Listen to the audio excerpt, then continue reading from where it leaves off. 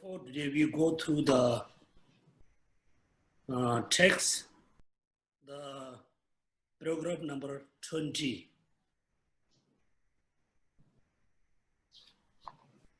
20. So we go through the verses and stanzas. Then at the beginning, I can explain. All of this is devoted from essence.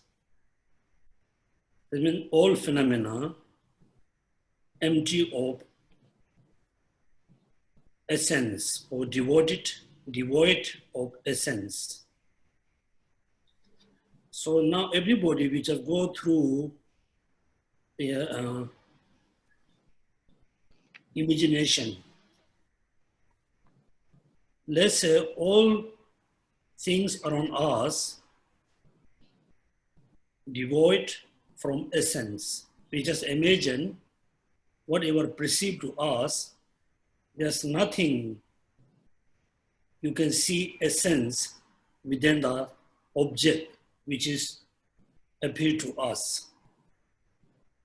And from this, from the emptiness or from the devoutness, arise the effect. These two, the certainties, complement, these two refer to the emptiness and arising or produce the effect. Each other with no contradiction at all. Now you just think everything devoid of essence. Still, you can see something arising, something produce effect, arising from where? Arising from within the emptiness. Produce the effect.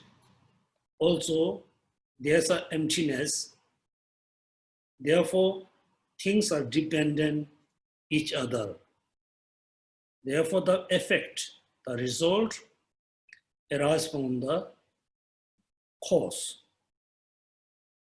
Therefore, these two, being emptiness, producing cause and effect, there's no contradiction. Number 22, what is more amazing than this? This refers to the nature is emptiness, still the causes and condition we can establish. Also, we can establish the cause and effect, but the nature is emptiness. So therefore, what is more amazing than this? What is more marvelous than this? If one praise you in this manner, this is the real praise, otherwise not. Therefore, after many months or many years, Tsongkapa study about emptiness. Finally, he realized emptiness based on realizing dependent originations. Therefore, that moment he thought, this is the most important, the marvelous, amazing teaching taught by Buddha. Therefore, teaching dependent origination is one of the uniqueness of the Buddha Shakyamuni. Before Buddha, all the Hindus, teachings, they taught karmas, next life, previous life, also taught practice of compassion, taking refuge, taking precepts. Those are very common between Buddha and other teachers. The teaching dependent origination is one of the is the very uniqueness about Buddha. Therefore, they say, "Oh, Buddha, you are marvelous. You are really teacher because you taught the dependent origination." Number 22, beings enslaved by ignorance, those who fairly opposite you. What is no astonishing about their beings, unable to bear the sound of no inherent existence. Therefore, being enslaved by ignorance means it's like the people who are totally don't understand or don't accept dependent origination because the person is totally under control by ignorance. So they really reject the dependent origination.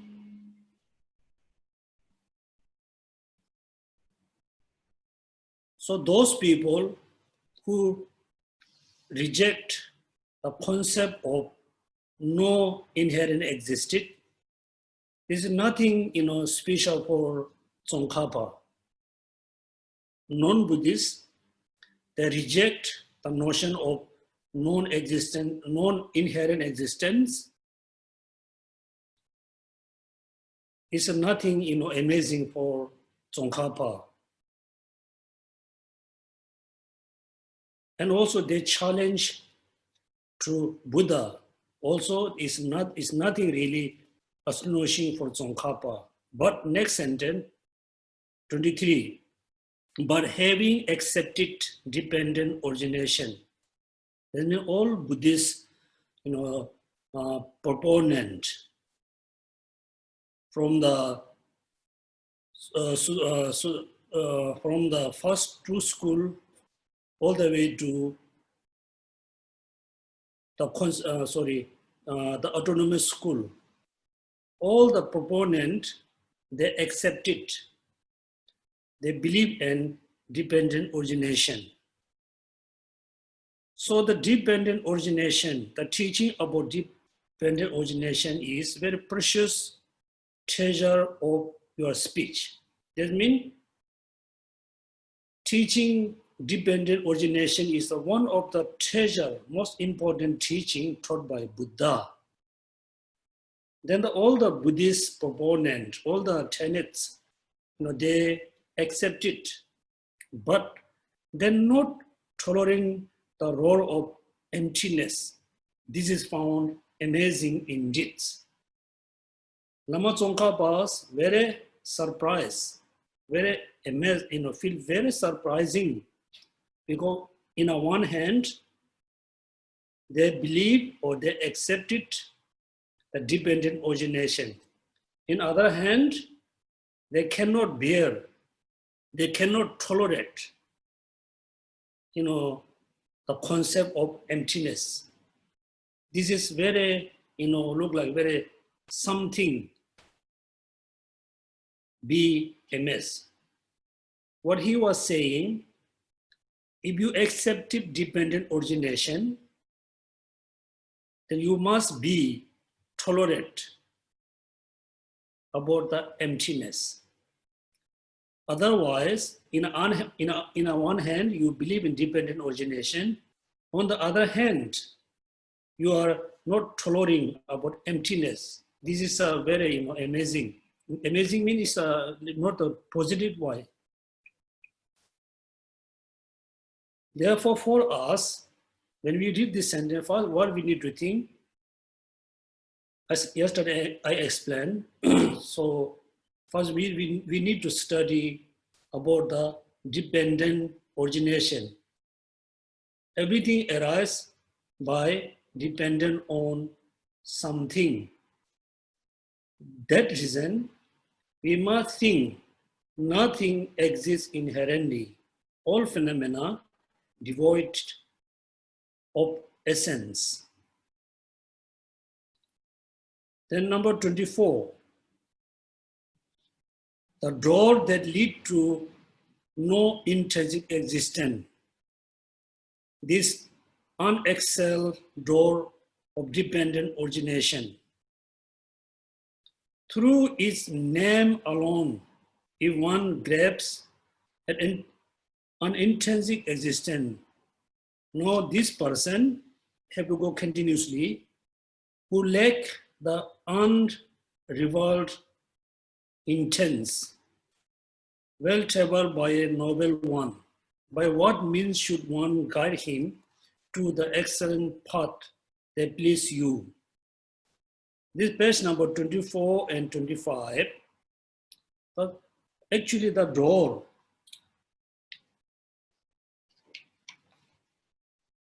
of lead to non-intrinsic existence. That means, let's say, emptiness is the door to achieve liberation.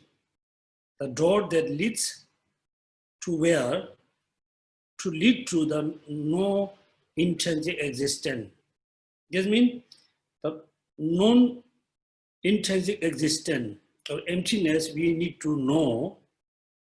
So in order to know the emptiness, what is the best teaching? The best teaching is about dependent origination.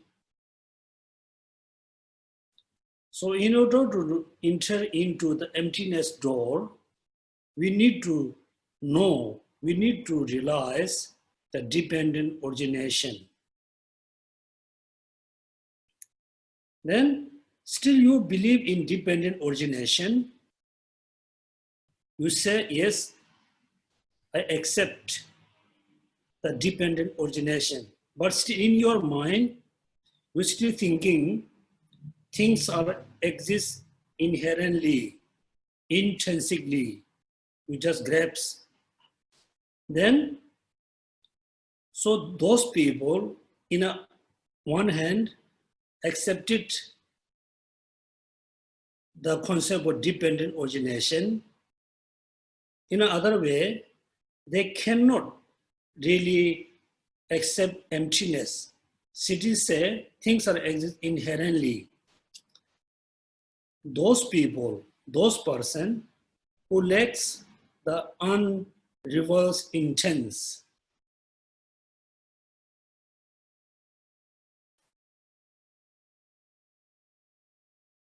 so if you still believe or intrinsic existence, then you are totally lacking the intents to the noble path by the noble ones.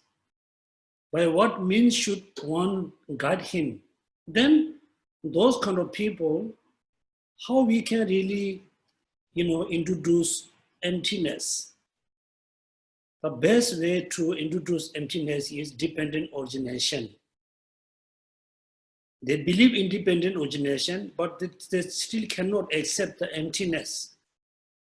That means those persons, there's no way, no means, no methods to introduce emptiness, because accept dependent origination, still they not able to accept emptiness. By what means should one guide him? Guide where? To the excellent path, which is the emptiness. Then number 26. This will look very carefully. There's a first one, 26. Intrinsic nature, number 1. Number 2, uncreated. Number 3, non-contingent. There's 3 words: intrinsic nature, uncreated, not non-contingent. Second, dependent origination, contingent, created. how can these two converge upon a single basis without contradiction? That means if you believe something or something exists, they have an intrinsic nature, then how you can believe in dependent origination? It's they're showing the contradiction. In one hand, you believe uncreated. Then how you can accept the created? In one hand, you believe in non-contingent. In the other hand, how you can believe the contingent? That means the thing has an intrinsic nature, the thing not dependent origination. If the thing is dependent origination, the phenomena cannot have any intrinsic nature. Second, if the thing be uncreated, then the thing cannot be created. If the thing is non-contingent, then the thing cannot be contingent. That means this true, each of them, dependent origination, intrinsic nature, having intrinsic nature, uncreated and created, contingent and non-contingent, we cannot posit. This true, we cannot posit upon a single phenomena without contradiction.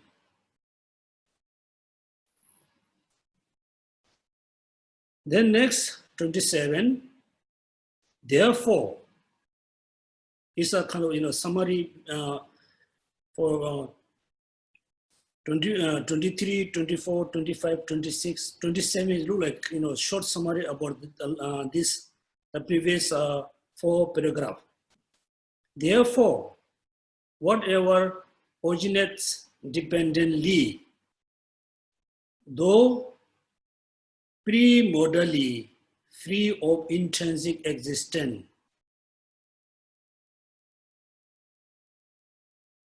is very important.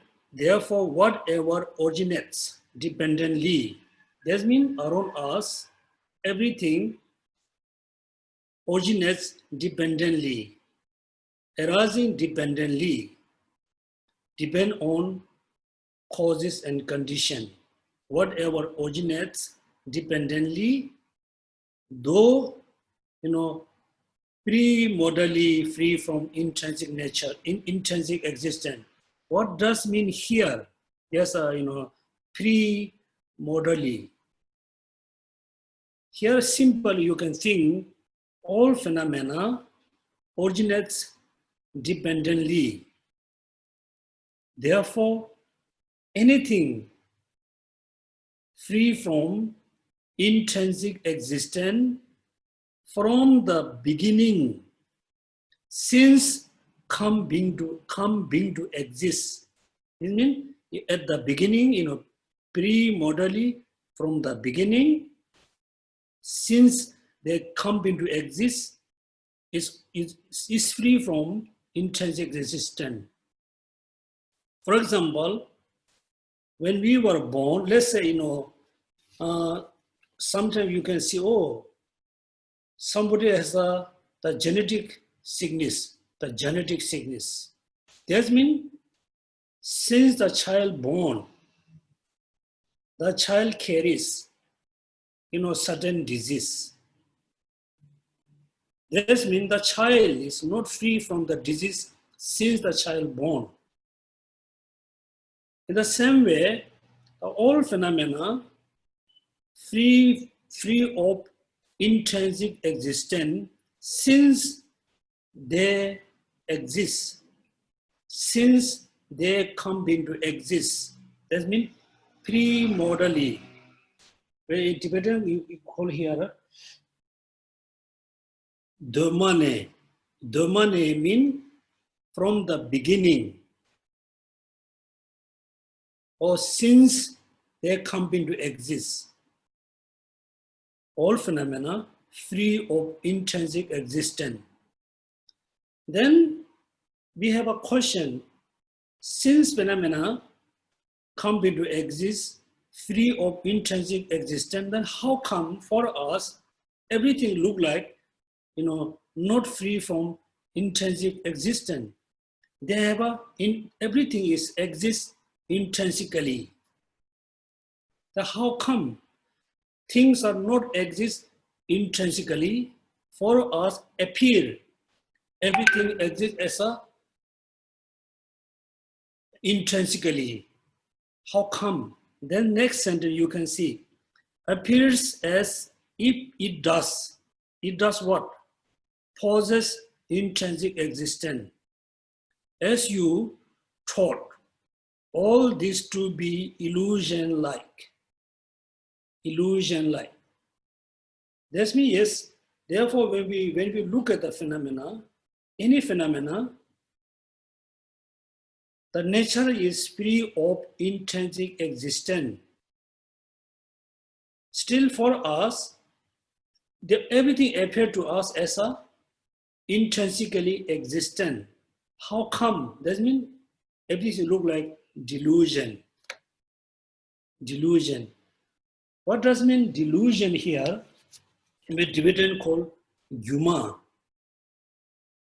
Traditionally, the magician, when they show the magic, very famous, I think, ancient Indian time, the magic's horse. Magician horse. In order to perceive the magician horse, three things are very important.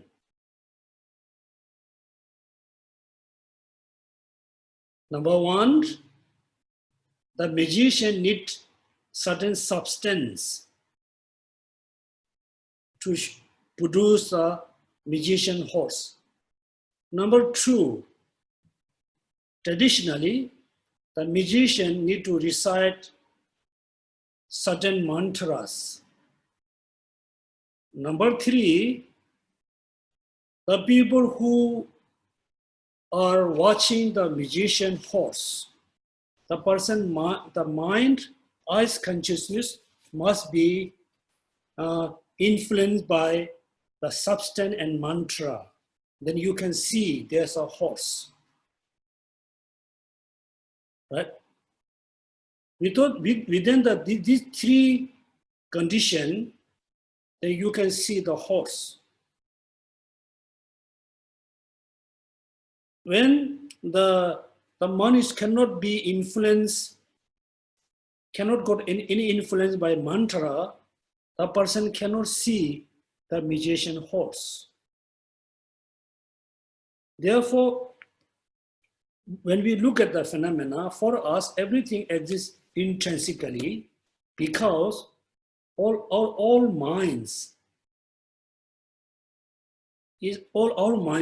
influenced by ignorance.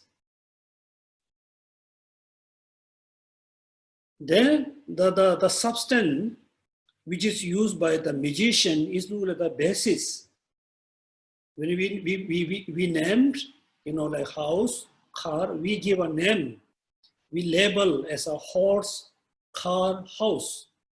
In order to name, in order to label such a thing, we need one basis. We need something, otherwise we cannot name it. We cannot give name.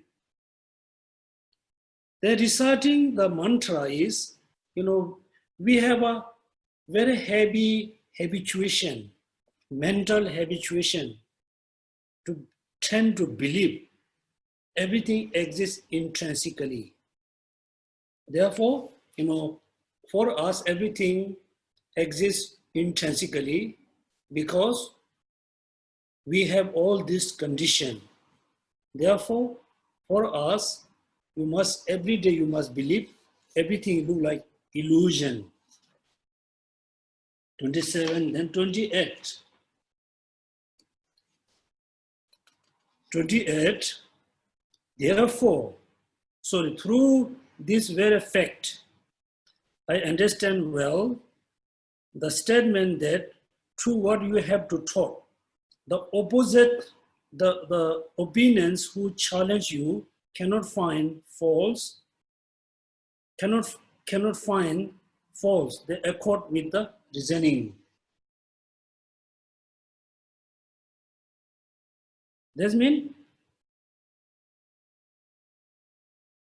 this morning what he said, all the teachers commonly they taught compassion, tolerance, karma, moral conduct. These are very common. It's a common kind of teaching. Then uncommon, when we think about the view, then there's always different idea about how things exist, how things appear, how things establish. Since Buddha Shakyamuni taught the dependent origination, nobody can really challenge to Buddha with a proper reason. You can say, oh, I don't like your view. We can say, somebody can say. They have to say, I don't think it is truth.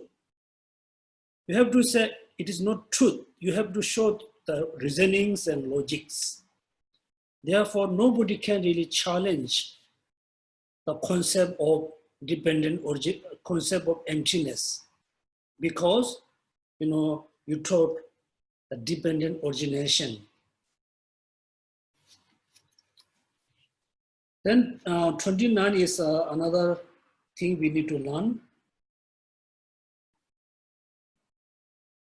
29. Why is this so?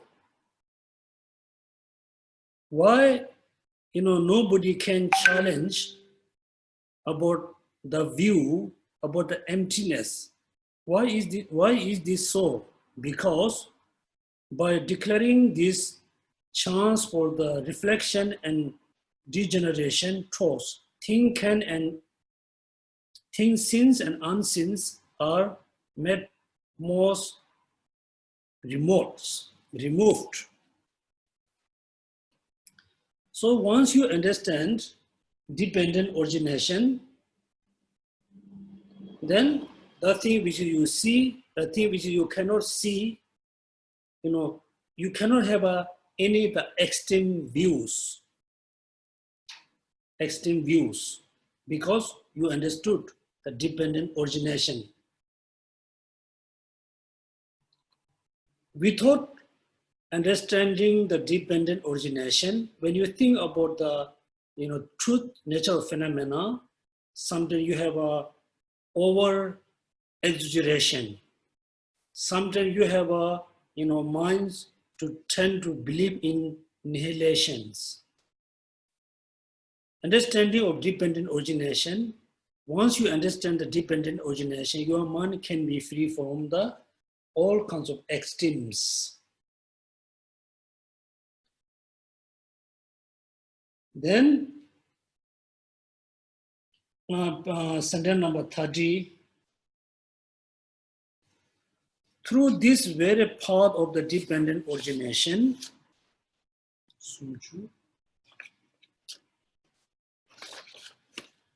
through this very part of dependent origination, the rationale for you speech being prayerless.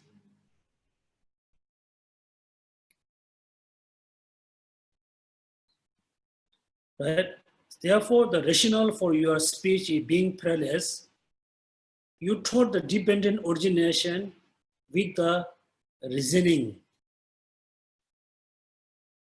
Therefore, your speech, your teaching is a very peerless, very uniqueness. Therefore, conviction arises in me that you other words are valid too. Therefore, look at we study for many years in Buddha teaching. So we study, like Hasudara, so and so. So when we read the books, sometimes we think, yes, it is look okay. It is not look okay. It makes sense. It doesn't make sense. We don't have a really kind of valid, very strong belief. What happened? Because we really don't understand the dependent origination. Once you understood the dependent origination, then you really have a very strong conviction about the Buddha teaching. Once you understood the dependent origination, you not only have conviction about dependent origination, you have a strong conviction about all the Buddha teachings. How comes? Again, whether you are, whether human being or non-human being like us, in animals, everybody is seeking or looking happiness, right? Happiness, don't want suffering. Then how we can achieve happiness, the lasting happiness? How we can remove the suffering? How we can be free from sufferings? Then yes, for the temporarily, we can say, oh, you pray to Buddha, you practice compassion, you practice bodhicitta, you practice, 5 perfections. Those are good. Still, doesn't matter how long you practice, these practices, you cannot be free from suffering. You cannot achieve the lasting happiness. Therefore, once you understood, oh, emptiness, then, we can be free from suffering because we can, destroy it, the root of the suffering. Also, we can achieve happiness because we understood the most important cause of happiness. Therefore, all other Buddha teaching, you can see is, wow, is so important. Without knowing the dependent origination, the all other Buddha, any kinds of teaching, you cannot see this is, so important.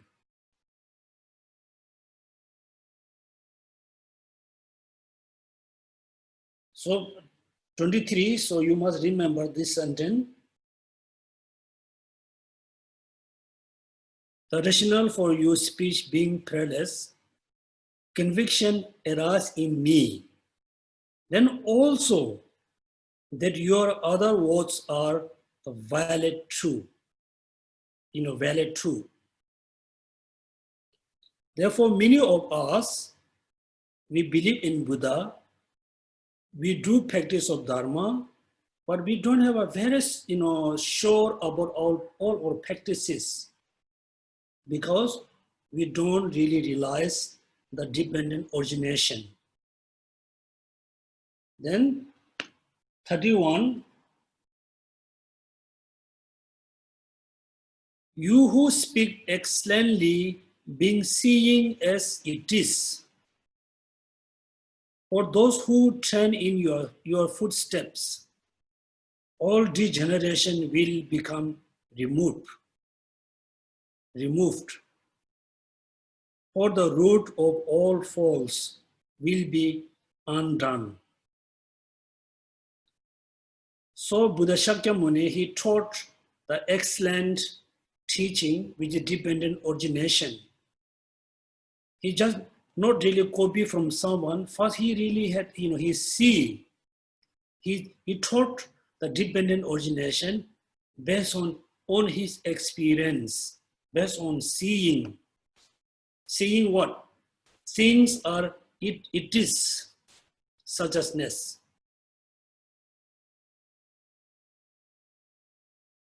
Here, also I give you a example. Let's say as a human being, somehow, we everybody have an attachment towards someone. Doesn't matter, how old you are. When we have a strong attachment towards someone, we mainly, I think commonly, we attach to the physical body. When we have an attachment towards the physical body, that moment we tend to believe, also, perceive the body is so beautiful, so nice. Then attachment arises, then all kinds of, problems arise after it. Once you know the truth nature of the physical body, then attachment no more there. Then all the rest of the thoughts going to stop. Then you feel so peaceful, so happy. Therefore, there's a big difference practicing Dharma, seeing the truth without seeing the truth. Practicing non-attachment, seeing the truth, seeing the not truth, there's a big difference. Therefore, the sentence number 31 is, first sentence, look at C here, 31. You who speak excellently, how? By seeing as it is. Seeing it as it is. Then, for those who train in your footsteps, that means those person who follow your teaching, your footstep. Why say footstep? For example, we follow Buddha teaching, we follow half, or maybe we just follow actual pure teaching for 10%. Rest of our believing or practice may be false. So there's a very dangerous path you need to cross. Then we need a guide. So when we cross the dangerous road, so exactly we have to move our feet according to the guide step. If the guide foot put on the rock, our feet also must put the rock. If we put other area, then we're going to fall over. So steps. So we practice, we follow Buddha Shakyamuni, we practice Dharma, exactly, we need to know exactly according to the Buddha teaching, then you can practice, then we can achieve whatever we wish to achieve. Otherwise, there's a lot of dangers to have a misunderstanding, misguide practicing. Therefore, 31, for those who train in your footsteps, all degeneration will become remote.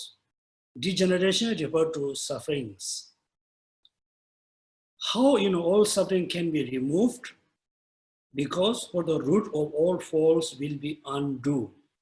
That means when you see dependent origination, then you will see emptiness.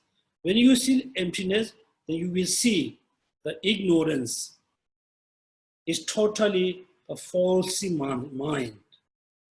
Then the rest of the thoughts, which is based on ignorance, everything going to be stopped. Then suffering going to be stopped. Page number 32, 31 and 32. Now let's look at 32, why is so important. But those who return away from your teaching, that means here I'm talking non-Buddhists, particularly that moment, the Hindus, the Hindu people, Hindu practitioner. But those who turn away from your teaching, I think when you listen the turn away mean, first they follow Buddha teaching, then somehow they, turn away. No. It's like, say, the outsider of the Buddhism. For those who turn away from your teachings, though they may struggle with hardship for long time, falls increase ever more as if being called forth. For the mark from the view of self. So, what is the differences between Buddhists and non-Buddhists that moment or that time? The people who follow Buddha teachings, they practice dependent origination, they practice emptiness, then all sufferings, the root of the suffering going to be reduced, going to be removed. Then the non-Buddhists who didn't follow Buddha teaching, even though they don't follow Buddha teaching, but they practice seriously. They practice the Hinduism very seriously. But the more they practice their path for many years, the falls increase. Clear? Fall increase. That means, it looks like they're calling, they're calling the falls, come more. That means, if they don't follow Buddha teaching, follow the, the traditional Hinduism. According to Hinduism, they believe in Atma, self-existent.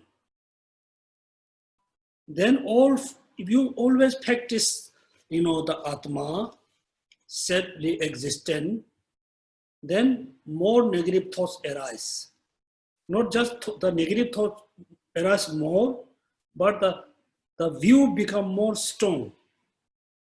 Therefore, for the root of all falls, page 32, for those root of all falls, 32, 31, increase evermore as it being called forth. For them makes from the view of self. And also, if we really don't understand, Buddha teaching, without knowing the dependent origination, without knowing the emptiness of I and me, without realize emptiness of me and I, then all our practices can be, caused to frame the view of self. Therefore, it is so important to realize the emptiness of I, emptiness of me and mine. Otherwise, you really make more stronger the view of self. Then, page number 33, look at when the wise comprehend the differences between these two refer to, who follow the Buddha teaching, particularly dependent origination.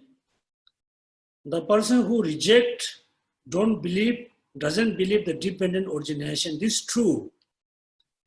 Difference between these two. Why would they not at the point reverse you for the depth of their beings?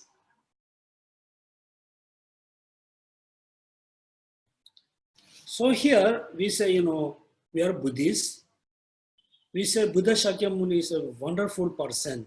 We believe also we says how we believe he is a very wonderful teacher because he taught dependent origination. Then applying the dependent origination, all the sufferings, all the negative thoughts going to be reduced, going to be eliminated. Then the people who don't follow Buddha teaching, who don't accept dependent origination, for them, doesn't matter how long you put effort to free from suffering, to achieve, the lasting happiness, you cannot.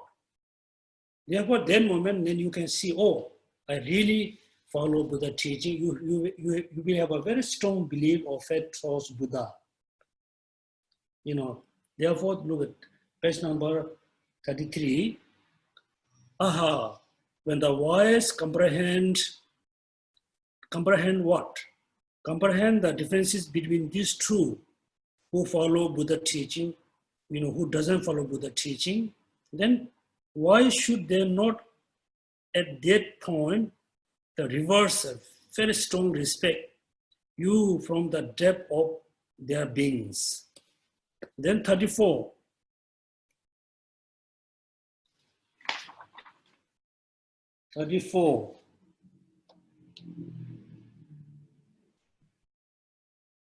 Let alone your numerous teachings, even in the meaning of small part, those who find ascertainment in the crossy way, this brings supreme bliss to them as well.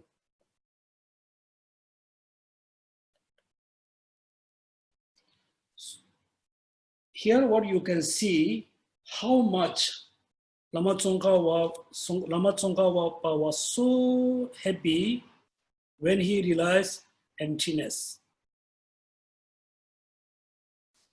Even in the meaning of small part, because dependent origination, once Lama Tsongkapa has a pure understanding of dependent origination, he feels so happy, so joy. Even though you have a little bit understanding about dependent origination, you feel so happy. If you really know all the meaning of all the Buddha teachings, then you will be so happy. Let alone your numerous teachings, even in the meaning of small part, those who find ascertainment in the cross way, not in precisely detailed cross way, artificial way, then you feel bliss, you feel happy. If you really know, precisely, then you really feel, really happy about the Buddha teaching. The next, Allah's, right? My mind was defeated by ignorance, though I have sought refuge for a long time in such as an embodiment of excellence. I possess not fraction of these qualities. Therefore, before Lama Tsongkapa realized emptiness, he already have a very strong, belief, and he fully take refuge to the Buddha.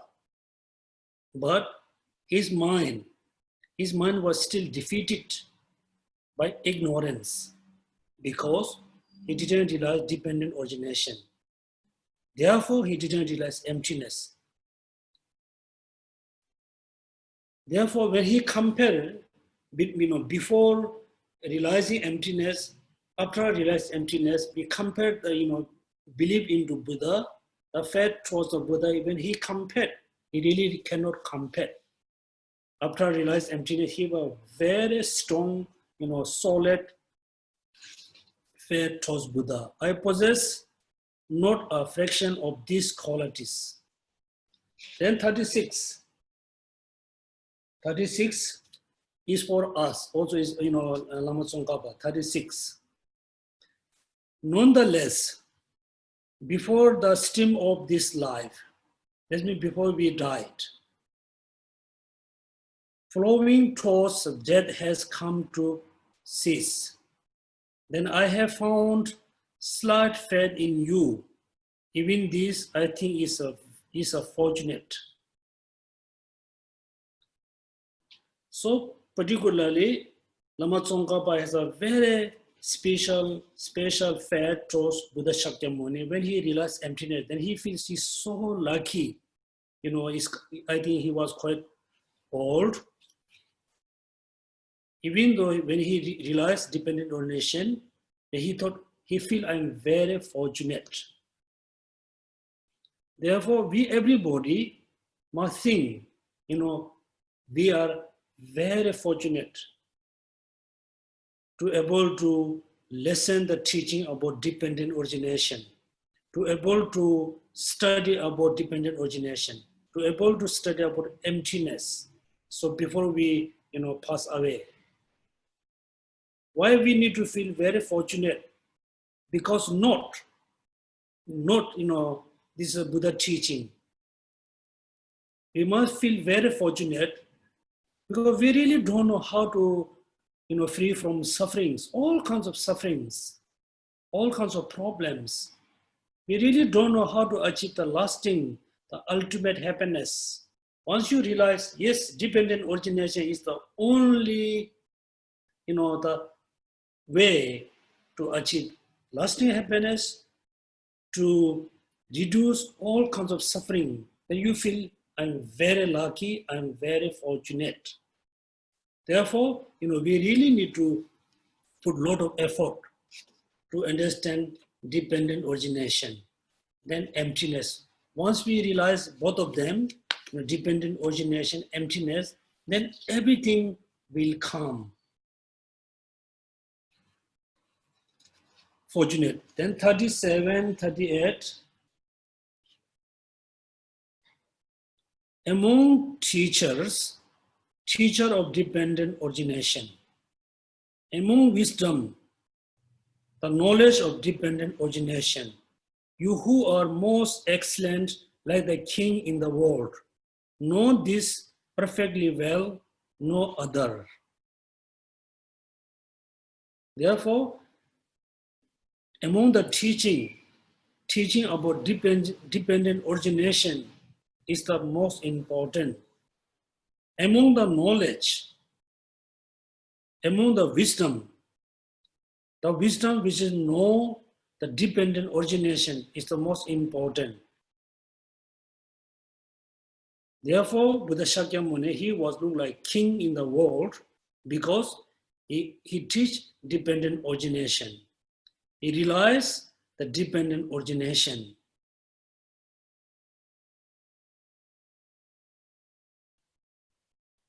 Therefore, look at, know this perfectly well, not other. So there he was, Lama Tsongkapa saying, you are the, the excellent teacher because you teach the dependent origination. You have the best wisdom, which is know the dependent origination. Therefore, you are look like king. So you know this what? Dependent origination perfectly, not other. Also, we as a Buddhist, we must think, I want to know so many things. I need to learn. I need to study for so many things. The most important, I need to study about dependent origination. I need wisdom. Among the wisdom, I need the wisdom which realize dependent origination.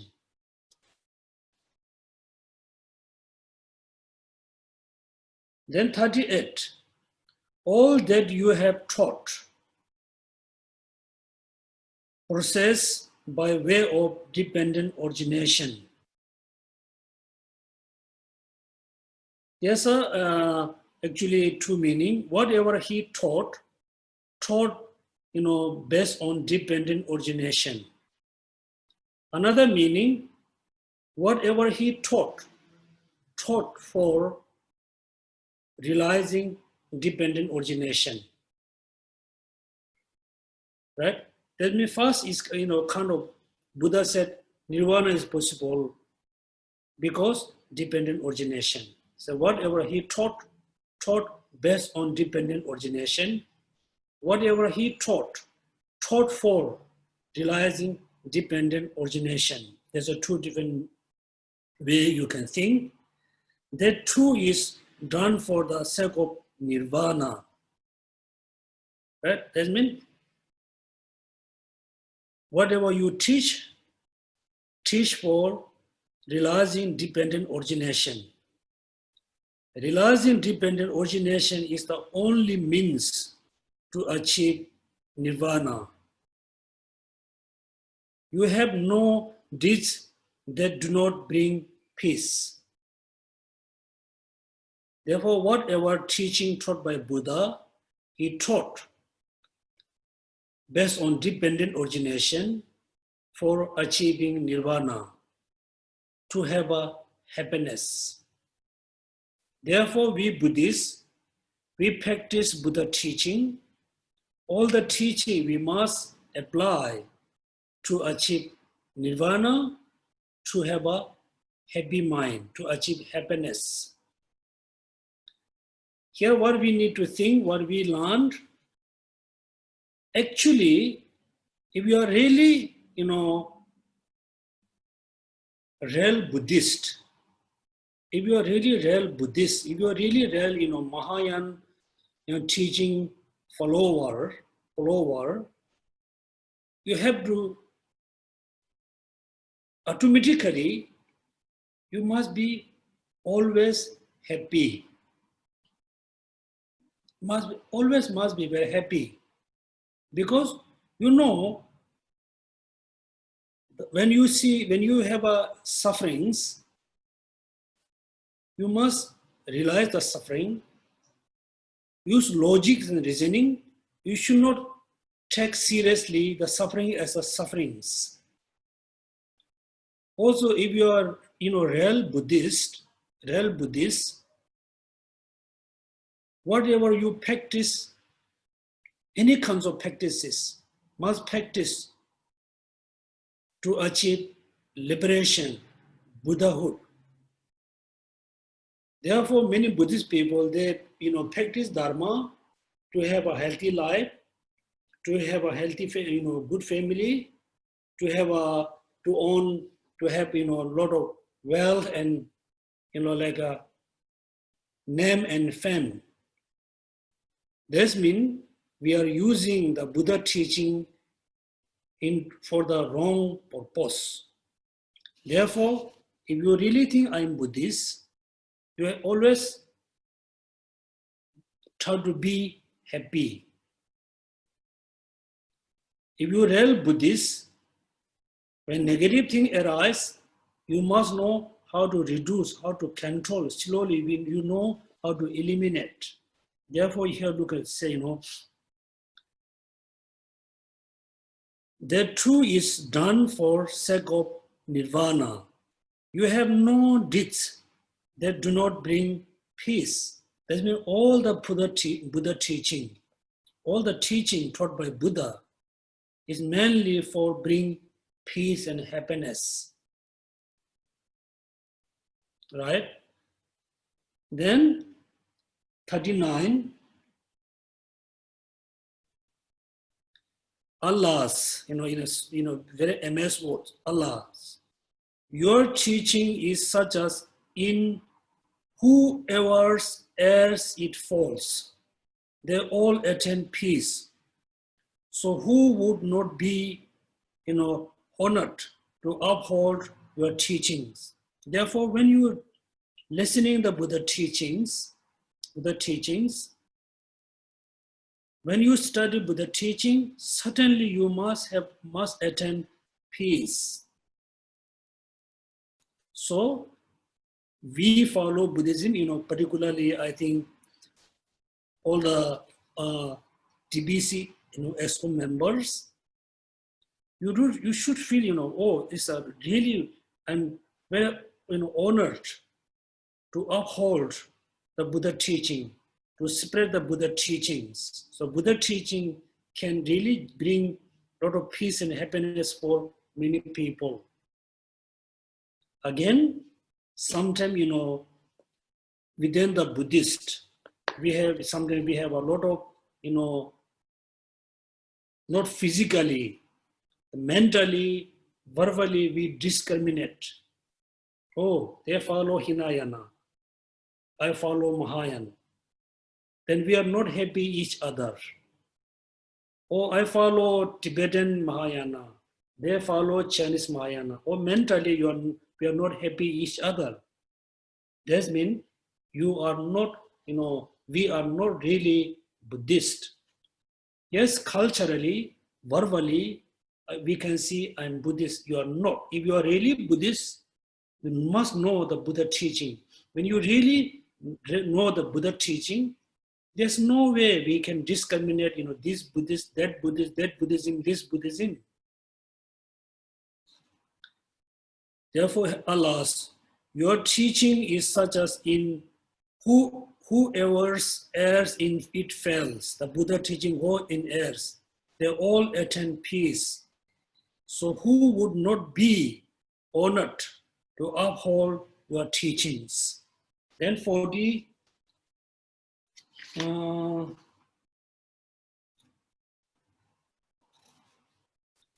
it overcomes all opposing challenges. Once you understand dependent origination, it overcomes all opposing challenges. Somebody really challenge you, for you very easy to overcome the challenges because you can answer based on the dependent origination. It is free from contradiction between earlier and later paths.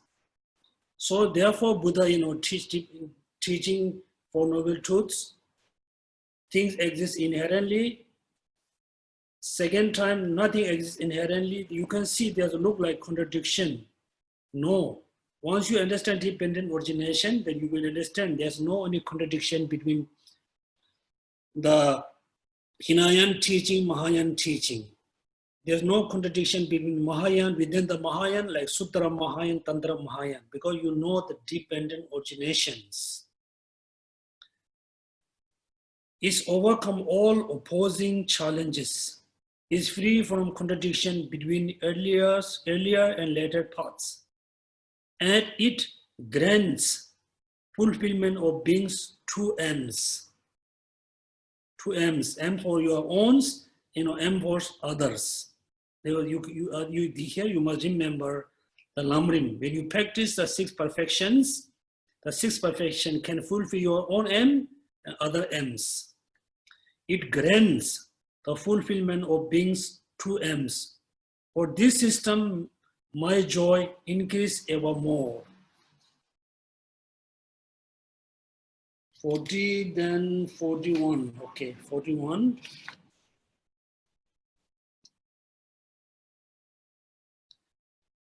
Now he's talking in Lama Tsongkapa, talking about Buddha's, his previous life. 41. For its sake, you have given away again and again. Given away what?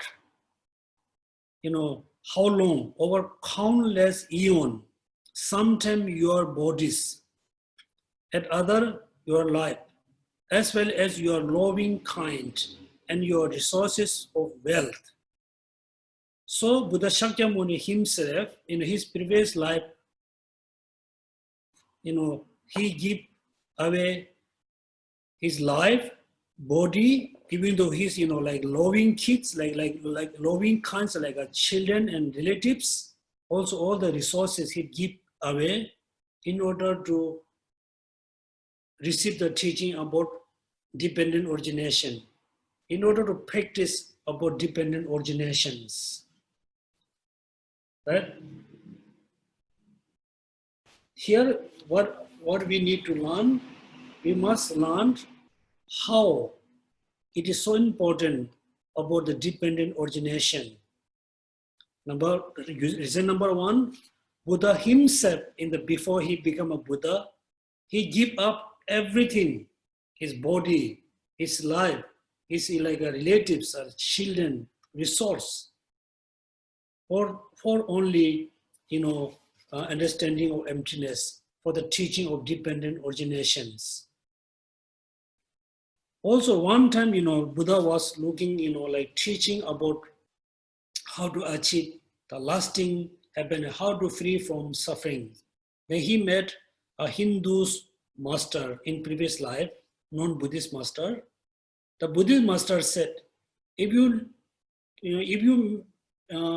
lit 1,000 light, burn you put 1,000 light in your body, lira like like light, burn like 1,000 light in your body.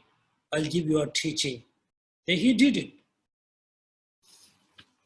Therefore, there are so many. Also, there's a lot of real story about his Buddha previous lifetime.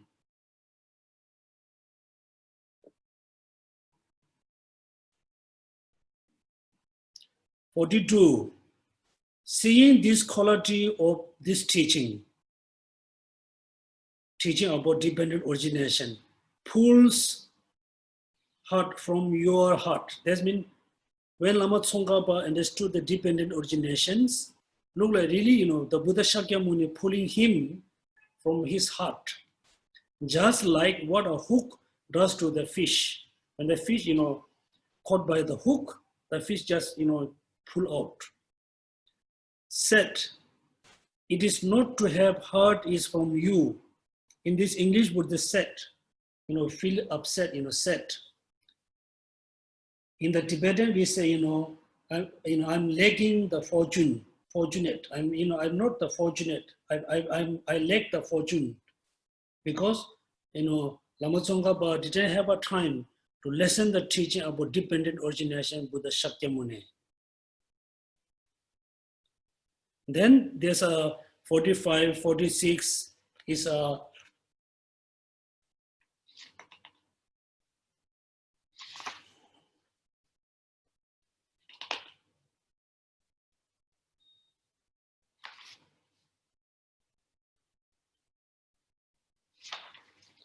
So shall we go through all the sentence? We should have a question answer.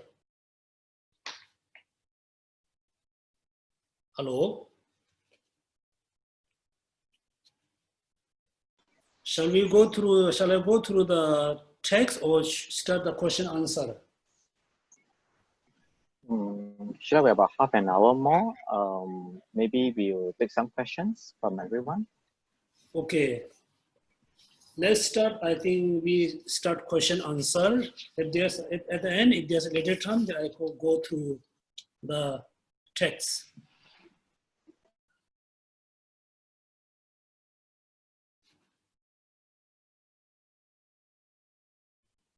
Okay, I don't think anybody prepare the question. So please, everybody, prepare your question. I will spend little time with the text.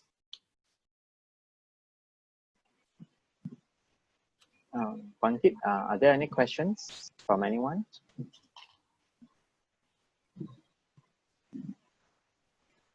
Shala. Okay, Shala.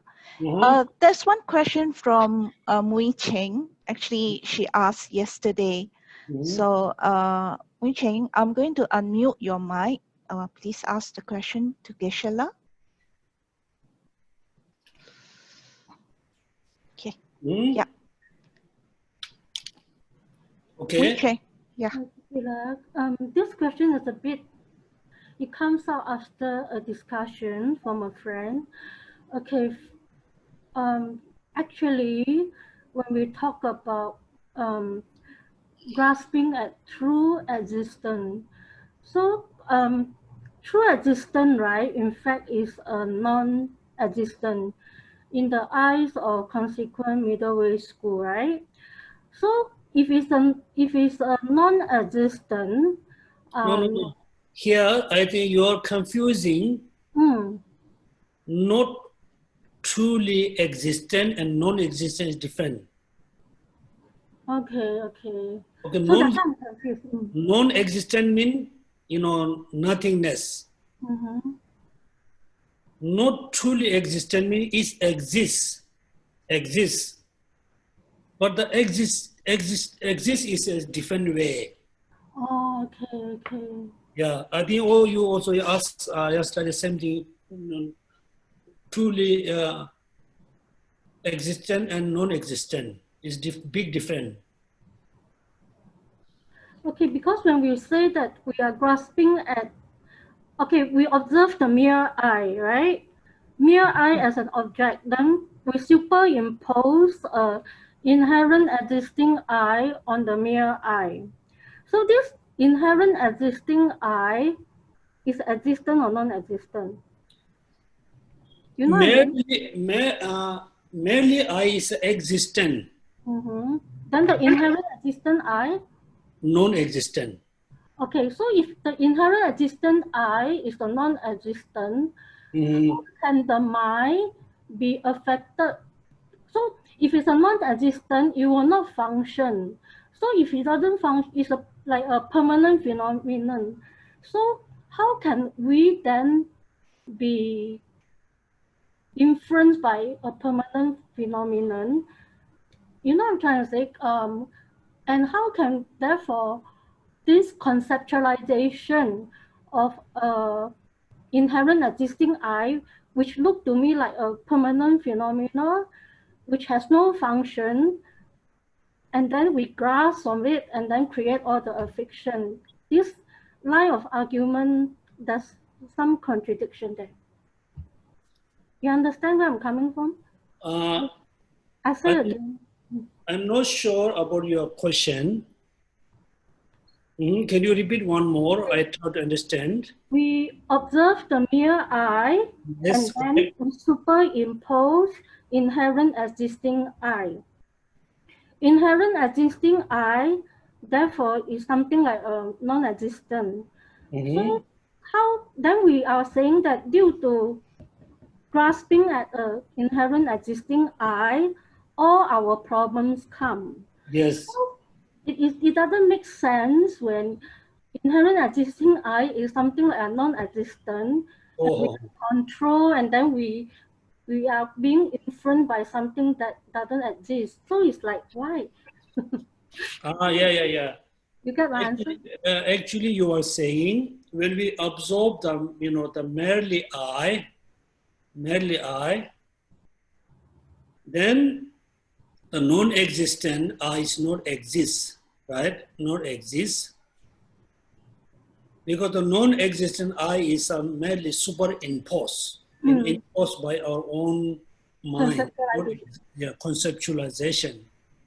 Then you are saying, based on grasping on the non-existent I, then all the negative thought arise, then all suffering arise. And you are saying you think it doesn't make sense, is it? Yeah. No. Now here what we need to think, the superimpose, the imposed I is not really come after we absorb the merely I. Oh, okay. Naturally, therefore, when you read the entrance into middle way text by Chandrakirti, even though animal is being, animal for eons and eons, just continuously they born in as animal realms, even though they have, they grasp, the I as a inherently exist. All sentient being has a naturally this kind of mistaken view. Therefore, all the negative thoughts based on the misunderstanding, misperception about the I. The misperception about I is within us naturally for many eons and many eons. It doesn't come after analyze about the merely I. So how you can think there's a contradiction? Because inherent existing I, to me, is something like a mental image, something like a permanent phenomena. So how can a permanent phenomena function? Look at now you also have a you are saying you have contradiction things. The inherent I, inherent existent I is a non-existent phenomena. Now, how you can think this is a permanent? Because the inherent existent I is non-existent. That means this is not exist. It's not even a phenomena, right? Yeah. then non-existent phenomena, then how you can think this the inherent I is a permanent, Okay. right? Okay. Next question, please. Thank you, Geshe-la. Geshe-la, the next question comes from Christine Ko.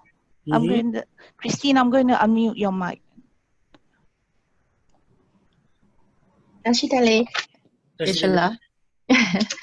I actually would like to find out what are the other commentaries from the Nalanda masters I could actually try to read on to enhance my knowledge on Buddha Dhamma, and also on the dependent origination. Currently, I have texts on Nagarjuna, Yamaka Karika, Charanja Kiti Midaway, and Sandideva, Bodhisattva Way of Life, and the 3 volumes of this Lamrim Chengmo. So is there any add-on to it?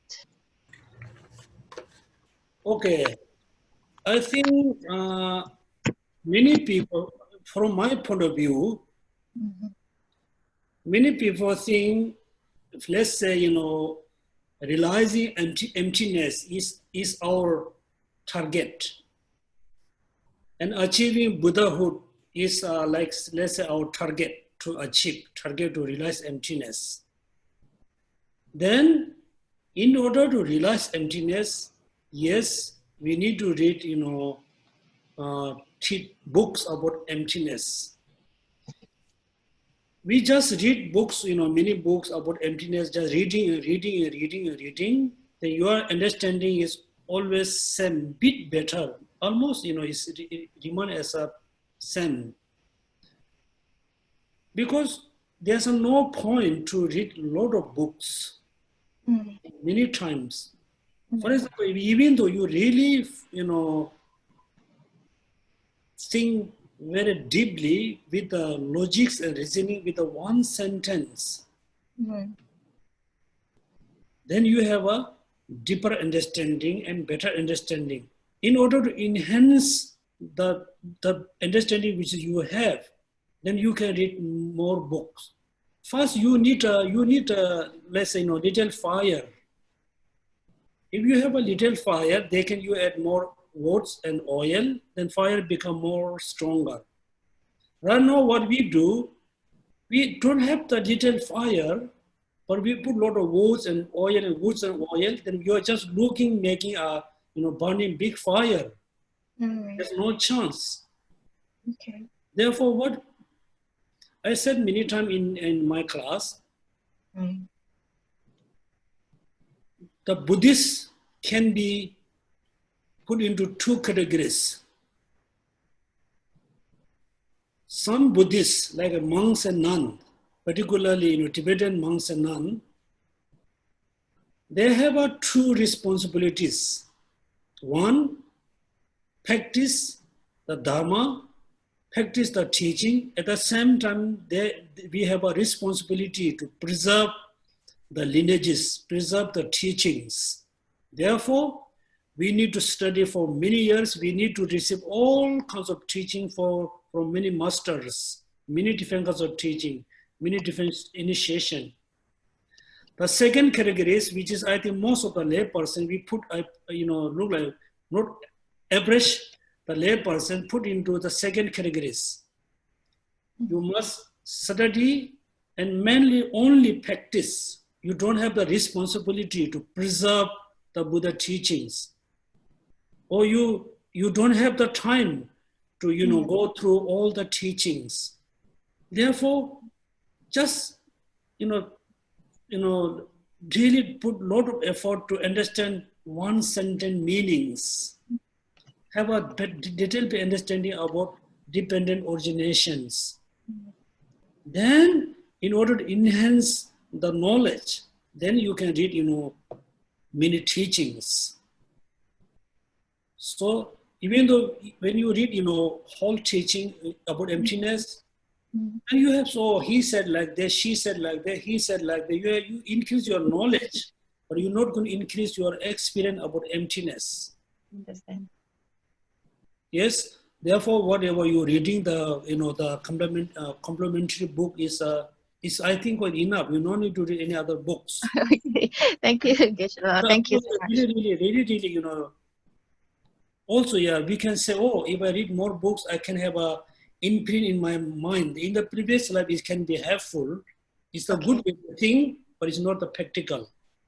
Okay. Noted. Thank you, Geshe-la. Thank you. Welcome. Geshe-la, Sri Kim has a question to ask. Sri Kim, I'm going to unmute your mic. Okay. Hi, Geshe-la. I have two questions. One is, you mentioned yesterday that most of us practice tantric rituals only. So how do we actually practice tantra on our own? That's one. The other question is, His Holiness said that self-cherishing of an arahat is actually not effective, if I'm not wrong. That's what I say. There are two kinds of self-cherishing. One is effective, the other one is not. So is it because the arahat realize or cling on to a merely labeled self? That's why his self-cherishing is actually not effective. So from the foundation of all good qualities, I will read 7, 8, 9, 10, 11, 12, 13. First look at, even I develop bodhicitta, but I do not practice the three types of morality, I will not achieve enlightenment. Right? Therefore, it is so important to practice bodhicitta. The bodhicitta must practice with the three types of moralities. You know, the morality from of the individual's vows, bodhicitta, bodhisattva vows, tantrayana vows.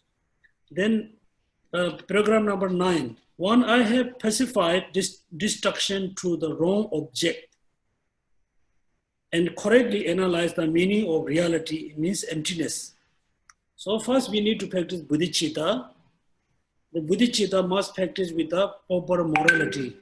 There lies emptiness.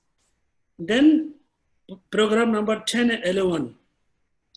Having become pure vessel by turning in this general path, please bless me to enter the holy gateway of the Fortune One, the Supreme Pleasure Vehicle. First, as a Buddhist, must have a very solid, pure belief or faith into Triple Gem. Second, the practice become Dharma practice or non-Dharma, it depends on the renunciation. Second, renunciation. Third, the practice is Mahayana or Hinayan is judged or depending on the bodhicitta. Then third, you need to practice bodhicitta.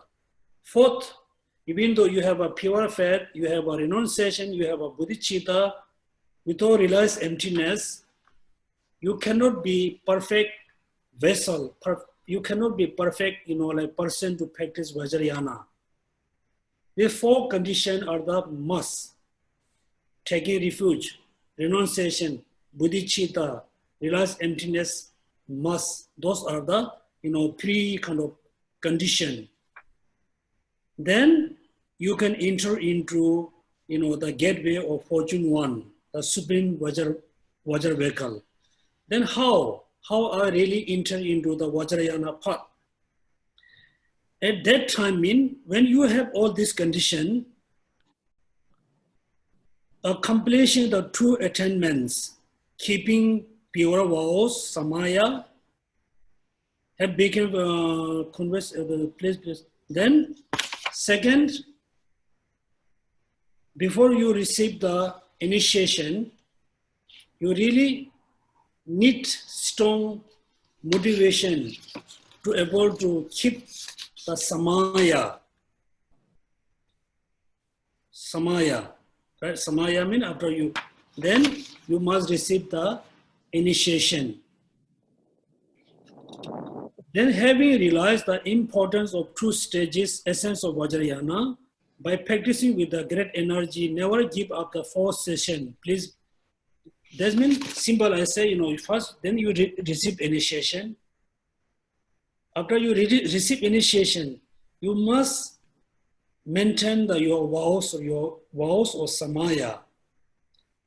Then you need to practice the two stages, the generation and completion. So how we can practice, the generation stage? Therefore, this morning, His Holiness answered, when he answered, one question. So look at most of you do, sadhana in your daily life. Every day you do sadhana. Let's say some of you are doing Vajra Yogi sadhana. When you do the sadhana, first, you yourself need to arise as a Vajra Yogini or Yamantaka. How I can arise as a Vajra Yogini, Yamantaka? You should not think, oh, now I become, Vajra Yogini. Now I am Yamantaka. This is a wrong concept. It's a wrong belief. How you yourself arise as a Vajra Yogini, Yamantaka. Therefore, first you need to realize emptiness. Therefore, Oma Sombhava Shuddha Savadama Sombhava Shuddha Hang, right? Everything empty. Within the empty, that means once you realize emptiness, the mind which is realize emptiness, the mind need to transform as a deity, Vajra Yogini. That time you are practicing the generation stage. Generation stage. When you must become master into the generation stage, then second you need to, practice the completion. How? Then, your body, speech, mind need to transform as a deity. Then that the chakra, channel, all the practices come. Why the chakra and channel are important? Because I told you in the first day, the clear light mind. Clear light mind, the subtlest mind need to recognize, need to identify. Then you need to utilize it. In order to identify the clear light mind, then you need to know the chakra and channels. When you know all the chakra and channels, then slowly you will learn how to recognize the clear light mind, how to awake the clear light mind. Then, in the actual the Tantrayana practice, doesn't matter which tradition you follow, Nyingma, Kagyu, Sakya, or generally, before you really become a Buddha, the practitioner has a two body. One, the body which is made of flesh and bones and blood. Second, within this body, inside there must have a complete, like a deity, Vajra Yogini, Yamantaka, whatever, complete body of the Buddha.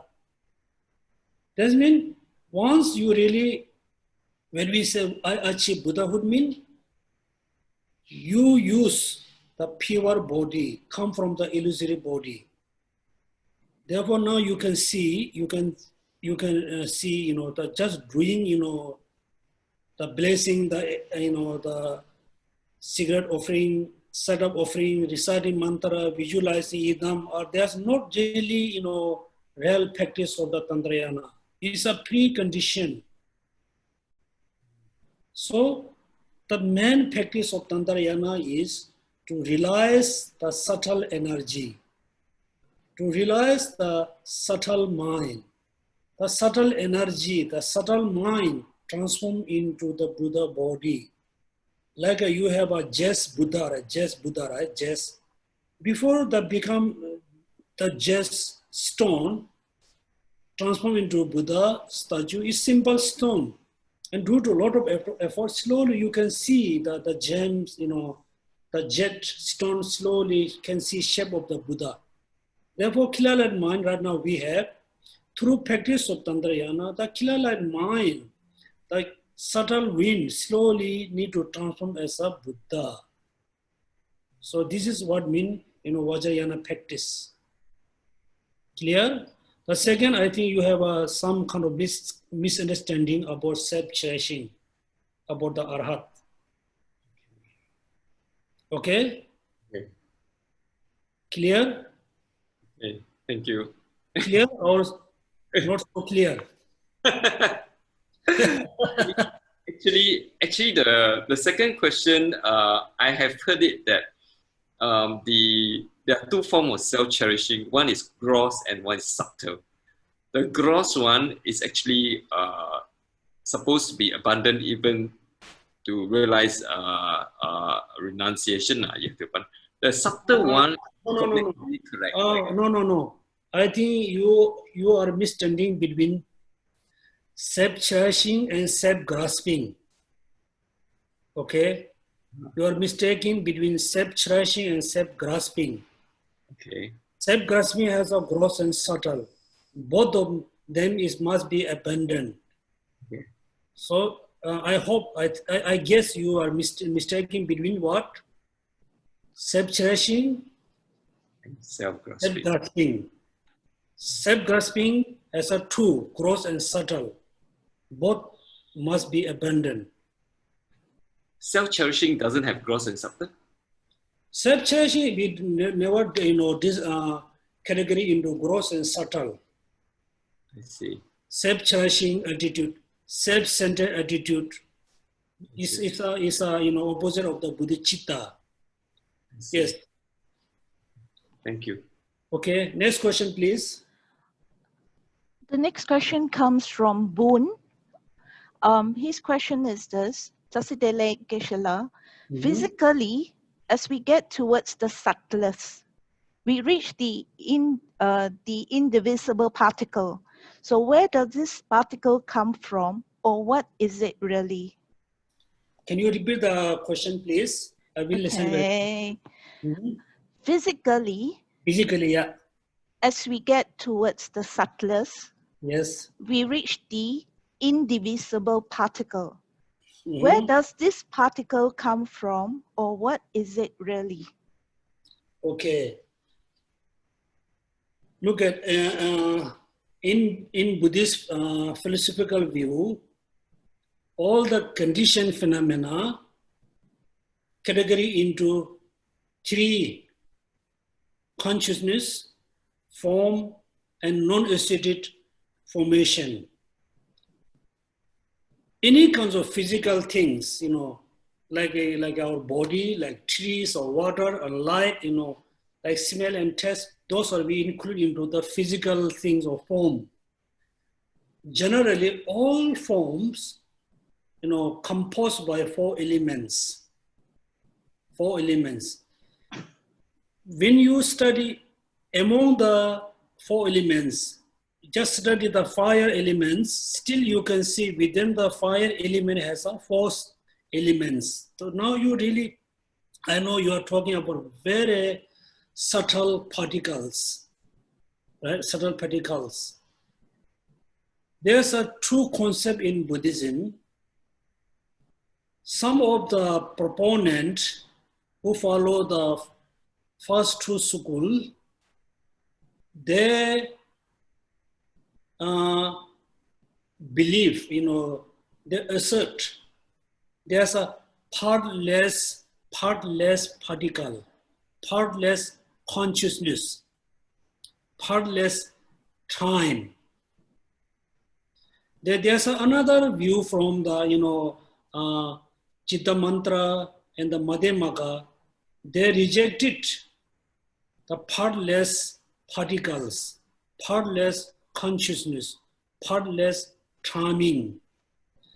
So now you ask where the subtlest particles come from, right? I always has a doubt. Is there such a subtlest, the smallest particle you can omit? So you can assert, you can say there's a subtlest particles. From my understanding, based on the Buddha teaching, there's not such a subtlest particles. If there's a subtlest particle, the subtlest form, one of the subtlest on the planets, then what made of it? the subtlest form is, made of what? And also according to Buddhist, like a belief system, we believe into beginningless. Beginningless. The subtlest particle, even though there's a subtlest particle, the subtlest particle come from the previous, particles. According to Buddhist tradition, this universe, this world, the solar, the solar system actually originated by one of the subtle particle. A subtle particle we name the space particle. Mean before this solar system, these planets, there was a totally empty space. Empty, like empty doesn't mean nothingness. It doesn't have a gross form. All the particles remain very subtle and they remain in the space. The slowly due to condition, they stick each other, then this will come. That means the subtlest particle doesn't have a beginning point, come from where? Even though our body, it doesn't have a beginning point to say this body starts from sins. Therefore, there's no beginning point. We don't know it's come from where. This answer for you. Next question, please. Okay.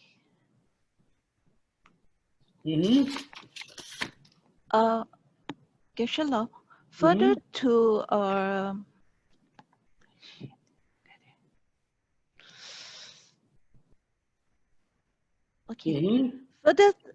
further to your reply to Sri Kim, Mui Ching is asking, okay, following on Sri Kim's question, Mui Ching's question is this: can we classify like that one, self-cherishing in the mind of an ordinary being due to grasping at an inherently existingly I? Can we say it is a gross self-cherishing? This is one. Two, whereas self-cherishing of an arahat, which arises due to... Still, I told you, right? Self-cherishing is self-centered attitude. If the arhat is, let's say, the arhat is a Mahayan arhat, they don't have any self-cherishing attitude. Because since they practice bodhicitta, they always consider others are most important than themselves. They totally, sacrifice their own happiness, their own, well and being. They always consider happiness for other well-being. None of the Mahayan Arhat has the self-cherishing or self-centered attitude. If the Arhat is a Hinayan Arhat, who follow the Hinayan path, they have a self-cherishing attitude, self-centered attitude. The self-centered attitude is not the self-grasping.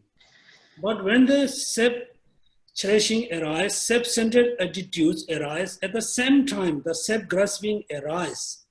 Actually, when you study very precisely between two of them, you can see when the Arhat become, Aryat become Arhat, fully, when they achieve liberation, he or she still have the self-centered attitude. So they have a self-cherishing. They don't have the, self-grasping. In Tibetan we call the jin, marjin. They don't have, they fully eliminate. So when they arise with a mix, self-cherishing or self-grasping, self-cherishing, but actually these two are two different minds. I think still I'm not sure about this question. So I'm happy to move for next question. 我想请问一下格西，就是说刚才达赖喇嘛尊者说这个广论和就是萨迦派的道果，它的内容基本上是一样的，我不晓得有没有误解了。然后就是说它指的这个就是这个道果是指是指供的，就是普传的道果吗？我想确认一下，谢谢。Oh. Actually, yeah. Look at this one. I think His Holiness explained the biography of Lama Tsongkapa. Before he left from Amdo, so his teacher gave a lot of advice what kind of practice study he must done. And when he came to Arun Lhasa, first he met one of the master from Kagyu lineage. Also he received a lot of teachings, and also he met Sagyaba master. He received a lot of teachings. In Sagya, there's a Lamrim name, Lamde. It's a name of the teaching, name of the Lamrim. Because in Sagya we call Lamde. It's a kind of Lamrim books, Lamrim teaching. Nyingma we call Takbo, sorry, Kagyu we call Takbo Targen. It's a book of the text. Therefore, food, Lamde, pot and food. Fruit is the name of the teachings. Yeah, name of the teaching. Therefore, when you say, Sagya, according to Sagya lineage, the Lamde is look like Lamrim. According to Kagyuba, the Takbo Targen is like a Lamrim. It's a Lamrim, like teachings. Nitilda Doma. Okay. Next question, please. Geshe-la, so far no more questions at this point. Yeah, I think it's time also stop timing. Also, please get feedback from our Dharma friends. In the future, if there's a teaching from His Holiness, it is good to have a revision class or not. If you think it's good to have a revision, review from me, then I will do next time. If you think it's okay, not that important, then no need to do any revision class after His Holiness teachings. Okay? And I really rejoice. Thanks to all of you to attend His Holiness teachings. In the future, please, when you have a free time, even though you are busy, please try to have a time to listen teaching from His Holiness Dalai Lama. Okay. The people who always attend His Holiness teaching, someday you can think there's a lot of repetitions, but it's good to listen His teaching. The more you listen, the more you get better understanding. Please try to attend as much as you can. If you are really busy, then you just listen the audio. You don't need to watch the visual. Then I really appreciate and thanks to with me for the revision class, and also particularly all of you really thanks to be patient with me and my English. Thank you.